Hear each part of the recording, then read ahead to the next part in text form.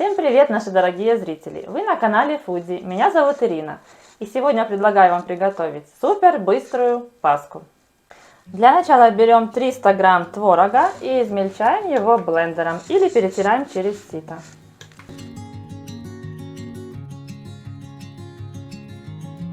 Такой кремообразный творог получился. Старайтесь, чтобы было меньше грудок, чтобы тесто было однородное. Берем 3 яйца, 150 грамм сахара, 16 грамм ванильного сахара, щепотку соли и взбиваем минут 5 до светлой массы. Такая масса получилась. Добавляем сюда 70 грамм растопленного масла сливочного. Смотрите, чтобы все ингредиенты были комнатной температуры. Добавляем еще щепотку куркумы, совсем немножко, чтобы не переборщить, для цвета. Добавляем еще цедру с половинки лимона, только желтую часть. Вы помните, чтобы не горчила белая, то добавляем только желтую часть. И взбиваем секунд 30. Добавляем сюда же творог. И на маленьких оборотах перемешиваем. Муку берем пшеничную 240 грамм и добавляем сюда 1 чайную ложку соды. Если же вы берете разрыхлитель, то 15 грамм.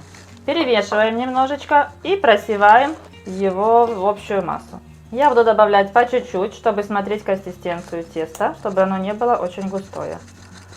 Хорошенько еще вымешиваем.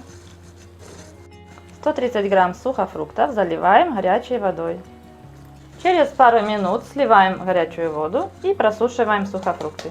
Сухофрукты можно взять любые. У меня здесь изюм и разные цукаты. Добавляем тесто и хорошенечко перемешиваем. Формочки немножко смазываем подсолнечным маслом. Будем накладывать в форму, где-то 2/3 формочки. В такие формочки диаметром 11 сантиметров у меня вошло 400 грамм теста. И в эту маленькую вошло 300 грамм теста. Разравниваем немножко лопаткой, смоченной в растительном масле. Ставим наши пасочки в предварительно разогретую духовку до 160 градусов примерно на 40-45 минут. Ориентируйтесь по своей духовке. Даем пасочкам немножко времени остыть. Берем 5 грамм желатина и заливаем столовой ложкой теплой воды.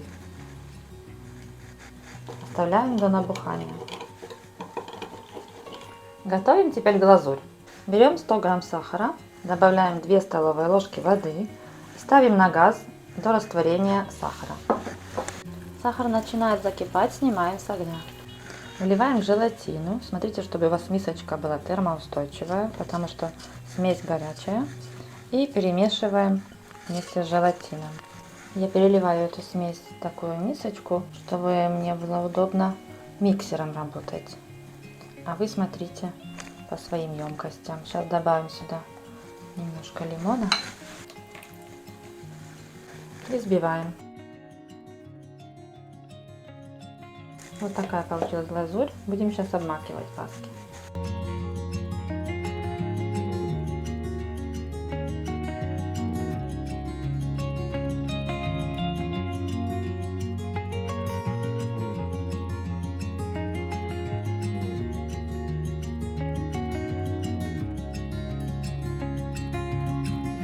Вкусная паска.